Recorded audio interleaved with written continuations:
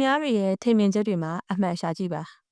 လူတွေဟာယဉ်နှီးသူတွေကိုသူတို့ထင်မြင်တဲ့ယူဆချက်တွေကိုပြောပြတတ်ကြပါတယ်သူတို့ရဲ့ထင်မြင်ယူဆချက်တွေဟာမှန်တယ်ကောင်းတယ်အပြောခံရသူတွေအတွက်အကျိုးရှိစေမယ်လို့သူတို့ယူဆကြလို့စေတနာနဲ့ပြောပြကြတာပါ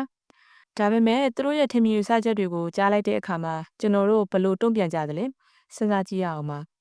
သူတို့ရဲ့ထင်မြင်ယူဆချက်တွေကိုကြားချင်းမှာမှန်သလားမှားသလားမကောင်းဘူးလားကောင်းလားဆိုတာကိုမတွေးကြပါဘူး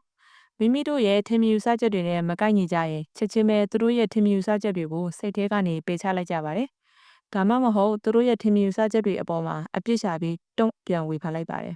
။အဲ့ဒီလိုလုပ်လိုက်ခြင်းကြောင့်သူတို့ရဲ့ထင်မြင်ယူဆချက်တွေကနေအကျိုးတစုံတရာသို့မဟုတ်သင်ခန်းစာလေးတစ်ခုတောင်မရလိုက်ကြဘူးဆိုတာကိုကျွန်တော်တို့သတိမထားမိလိုက်ကြပါဘူး။ဒါဟာတော်တော်ဝမ်းနည်းစရာကောင်းတဲ့အချက်ပါ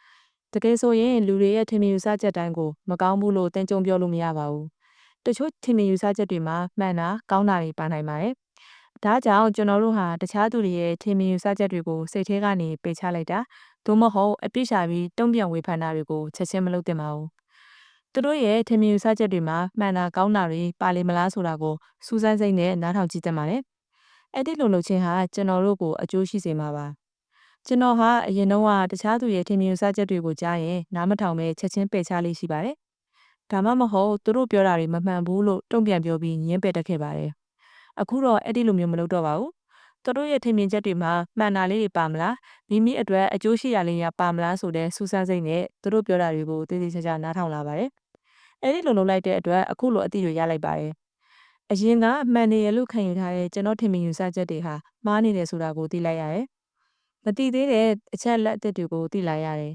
။နောက်ပြီးအလွန်ကြီးမားတဲ့အကျိုးတစ်ခုကိုလည်းရလိုက်ပါတယ်။အဲ့ဒါကတခြားသူတွေဟာသူတို့ရဲ့ထင်မြင်ယူဆချက်တွေကိုတည်တည်ချာချာနားထောင်တဲ့ကျွန်တော်ကိုသဘောကျခင်မင်လာကြပါတယ်။အားလုံးပဲအဆင်ပြေကြပါစေရှင်